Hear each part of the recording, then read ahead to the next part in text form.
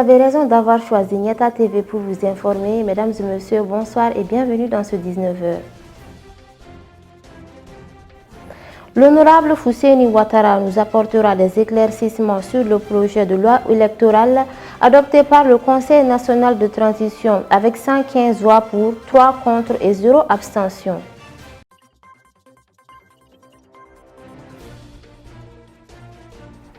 En page santé, nous parlerons de l'accident vasculaire cérébral ainsi que les moyens de prévention.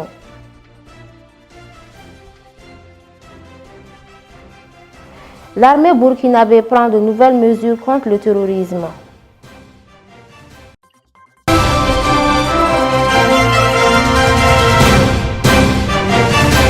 Nous ouvrons ce journal par cette déclaration de la LIMAMA. La Ligue malienne des imams et érudits pour la solidarité islamique a appris avec une grande stupéfaction l'attaque terroriste dans la nuit du 18 au 19 juin 2022 ayant causé mort d'hommes et de dégâts matériels importants dans les localités de Djalassagou, Djanweli et Déguessagou, cercle de Bankas, région de Bajangara.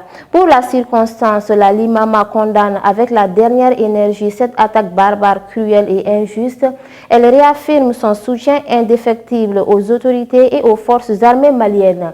Elle appelle les musulmans, en particulier les imams, à prier pour le repos de l'âme des victimes et pour la guérison des blessés. Elle appelle le peuple malien à l'unité nationale, à la défense de la patrie qui est un devoir sacré. Qu'Allah bénisse et protège le Mali. Sur tout un autre plan, le procureur général du pôle économique et financier de Bamako a affirmé que les enquêtes concernant l'attribution frauduleuse de la première tranche des 12 566 logements sociaux de Tabakoro, publiés en 2019, se poursuivent. Pour rappel, l'attribution de ces logements sociaux avait fait l'objet de nombreuses contestations. Et c'est à Touré. Ces attributions frauduleuses concernent la première tranche des 12 566 logements de Tabakoro sur la liste publiée en 2019. À en croire le procureur Ousmane Fati, il est ressorti des constats de l'OMH que plus de 460 logements sociaux ont été attribués frauduleusement. Le procureur du pôle économique et financier de Bamako rappelle qu'une enquête a été ouverte par son département. Il y a 3 personnes qui ont été inculpées devant le juge d'instruction, dont 2 travailleurs à l'OMH et un autre qui serait une personne extérieure du service, explique le procureur général du pôle économique et financier de Bamako. Il souligne qu'un mandat avait été lancé contre une 4e personne. Pour le moment, on est à ce stade, dit-il, avant d'ajouter que tant que l'information n'est pas clôturée, on ne peut pas dire suffisamment ce qui va être la suite définitive. La Cour suprême, désormais chargée de l'affaire dite achat de avions présidentiels et équipements militaires, Ousmane Fati indique que les investigations se poursuivent sur l'affaire dite d'achat de l'avion présidentiel et équipements militaires. Cependant, le procureur affirme que la procédure relève maintenant de la Cour suprême après les enquêtes préliminaires menées par son parquet. C'est une exigence liée à la nature même de l'organisation et du fonctionnement du service judiciaire, martèle Ousmane Fati. Les gens parlent effectivement du procès. Il faut au préalable instruire le dossier d'être traité d'abord devant un juge d'instruction, précise-t-il. Rappelons que le pôle économique et financier coexiste avec le tribunal de grande instance de la commune 3 de Bamako. Il a compétence économique et financière et s'intéresse également aux infractions liées aux droits humains. 115 voix pour, 3 contre, 0 abstention. C'est le résultat du vote de la loi électorale du gouvernement soumise au Conseil national de transition ce 17 juin 2022 au CICB. L'honorable Fousséni Ouattara du collectif de la refondation du Mali a apporté des éclaircissements sur la position du CNT face au projet de loi électorale du gouvernement. Il est au micro d'Ali Kloubali sur les images de Salif Niari. Pour une élection transparente et crédible afin d'éviter des crises au processus électoral, le Mali a jugé nécessaire de se doter d'une nouvelle loi électorale. Pour ce faire, le gouvernement a élaboré ce projet qui a été soumis devant le CNT. Le Conseil national de la transition a jugé mortifère le projet du gouvernement pour le Mali. Selon certains honorables, la forme et le fond du projet de loi ne répondent pas aux normes. Le gouvernement a initié les assises nationales. Ils ont invité tous les Maliens. les Maliens sont venus, se sont exprimés. C'était à partir du 27. La finalisation a été du 27 décembre au 30 décembre. Après, on a fait la compilation de tout ça. Il a été bien dit qu'il faut aller à une nouvelle constitution. Après l'élaboration d'une nouvelle constitution, il faut passer à l'étape suivante, c'est-à-dire que le projet de loi électorale, il fallait instituer une institution, c'est-à-dire que l'autorité indépendante de gestion des élections. Pourquoi cet ordre-là a été établi? Parce que tout le monde a dit la façon dont l'idée qui a amené à ce qu'on élabore l'autorité indépendante de gestion des élections ne peut pas voir le jour sous la constitution actuelle. Parce que la disposition de la constitution actuelle ne le permet pas. La disposition de la constitution actuelle confie l'organisation des élections au ministère de l'administration territoriale et les résultats des votes sont énoncés par la Cour constitutionnelle. Alors que ces attributs, on avait dit de les donner à l'autorité indépendante de gestion des élections. Donc chacun savait que cela ne pouvait pas passer sous la constitution actuelle.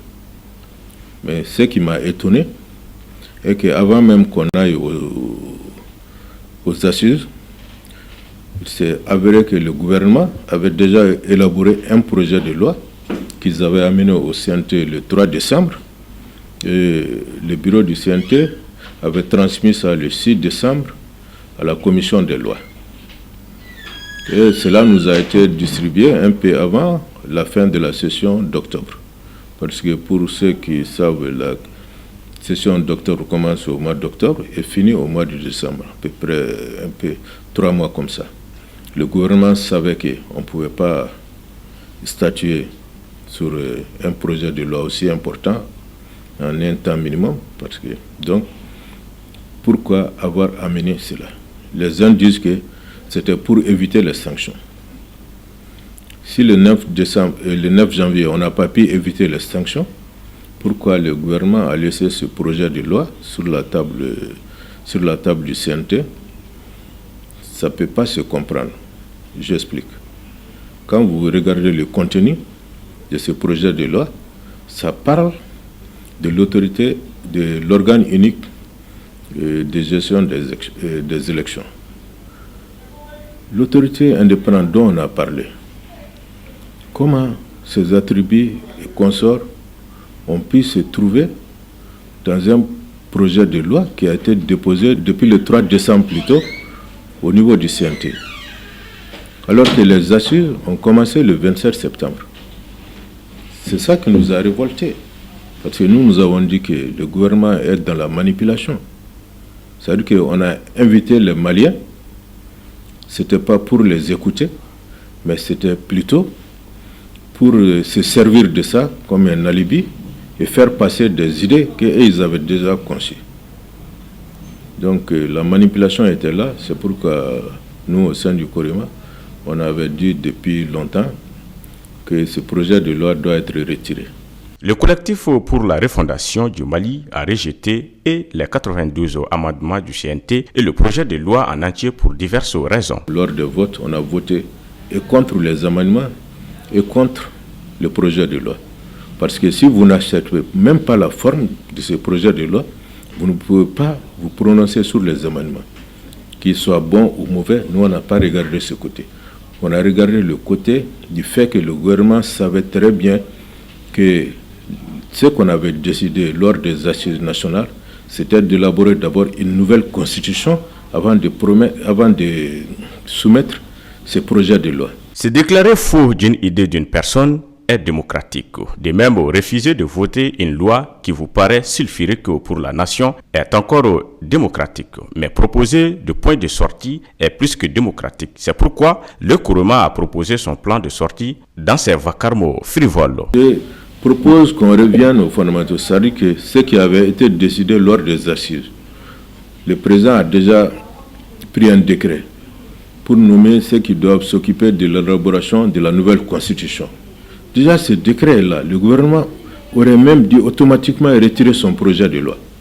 Parce qu'on peut passer à la vitesse supérieure élaborer une nouvelle constitution qui soit à l'image de nos us et coutumes, de nos aspirations, et après passer à l'élaboration d'un projet de loi, comme on a décidé lors des assises nationales, qui va répondre à nos aspirations, qui va mettre fin aux conflits post-électoraux.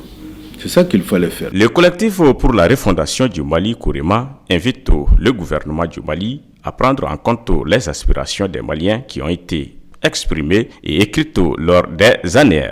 Hier 23 juin 2022, le médiateur de la CEDEAO, Goodluck Jonathan, est arrivé à Bamako pour s'entretenir avec les autorités maliennes de la transition dans le cadre de la recherche d'une solution à la crise malienne. Au cours de 24 heures, il entamera des discussions avec les autorités en prélude du sommet de la CEDEAO prévu le 3 juillet 2022 à Accra au Ghana, où sera évoquée la situation de notre pays sous sanctions économiques et financières imposées par les chefs d'État de la CEDEAO depuis le 9 janvier 2022. Les syndicats de l'éducation signataires du 15 octobre 2016, fidèles à leur serment et respectueux de leur engagement pris le 10 janvier 2022, eu égard au maintien encore des sanctions sur notre pays, invitent leurs militantes et militants à participer activement aux examens de fin d'année scolaire 2021-2022. Pour rappel, les enseignants ont suspendu leur lutte pour l'application de l'article 39 suite aux sanctions économiques et financières imposées à notre pays par la CEDEAO. Je vous en parlais dans les titres. L'accident vasculaire cérébral, communément appelé tension, est une maladie très fréquente et qui est la cause de plusieurs décès de nos jours. Pour mieux comprendre cette maladie, Mme Traoré Djeneboukone nous édifie sur les causes, les conséquences et les techniques de prévention contre cette terrible maladie. Reportage Abdou Ouattara et Moussa Diallo.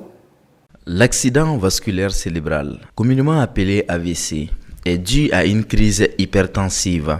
Il peut provoquer un éclatement des vaisseaux au niveau du cerveau. Pour les types d'AVC, ils sont deux. Le premier provoque une insuffisance de présence de sang dans le cerveau et pour le second type, c'est la provocation d'une hémorragie à l'intérieur. L'AVC, le sigle, c'est accident vasculaire cérébral. C'est un accident vasculaire dû à une crise hypertensive. Donc ça peut provoquer un éclatement des vaisseaux au niveau du cerveau. C'est ce qu'on appelle accident vasculaire cérébral. Il y a deux types.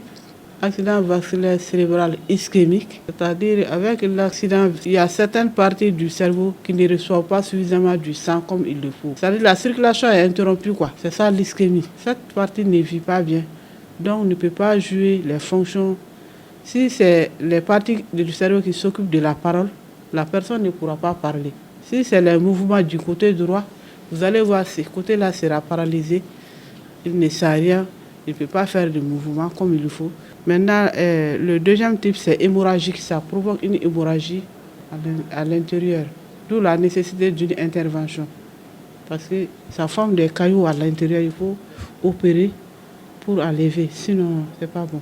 Pour les symptômes de l'AVC, il y a le plus fréquent une chute. La personne tombe, une déviation du visage, paralyse d'un côté. Les symptômes de l'AVC, c'est une crise qui se caractérise par... Souvent, c'est une chute. On va dire que la personne est tombée. Souvent, ça peut survenir pendant même que tu es couché. Il y a une déviation du visage, paralysie d'un côté ou bien des deux côtés, les membres inférieurs, les membres supérieurs, trouble de la sensibilité. La personne ne sent rien, on peut piquer, ne sent pas. Trouble de la motricité, on ne peut pas bouger. Trouble du langage, ou bien l'impossibilité même de parler. Ça peut aller au coma. Les aliments gras, les sels, sont à éviter, tandis que les légumes et les fruits sont recommandés. Manger moins gras et moins sucré et faire de l'exercice régulier. Les aliments à éviter pour l'hypertension. L'hypertension, il y a l'exercice physique aussi. Les aliments, c'est les aliments gras, moins sucrés, comme le diabète, le sel, moins salé. Parce que notre problème en Afrique ici, c'est le sel pour l'hypertension. L'Africain, on aime trop le sel. Notre problème d'hypertension est surtout lié à ça. Bon, les aliments recommandés, il faut privilégier les légumes et les fruits. Manger moins gras, moins sucré. Et faire de l'exercice physique régulier, 30 minutes par jour. ou 3 fois dans la semaine. L'AVC a des conséquences comme la mort, l'impotence physique et intellectuelle. Notre interlocutrice a conseillé tout le monde au changement de comportement. Les conséquences de l'AVC, ça peut être la mort, l'impotence physique et intellectuelle. Parce que la personne peut ne pas bouger pour toute sa vie, peut ne pas récupérer quoi. Sur le plan physique, motricité et sensibilité, en fonction de l'âge, la récupération peut ne pas être totale, peut être partielle. Donc la personne peut devenir gravataire le restant de sa vie. Le conseil, c'est vraiment le changement de comportement. Il faut que nous changeons de comportement pour éviter tout ça. La prévention. Si on change de comportement, avec une alimentation saine et équilibrée et un exercice physique régulier, avec éviction des excitants, alcool, drogue, tabac. Mieux vaut prévenir que guérir. Adoptons des mesures qui nous protègent pour avoir une vie saine.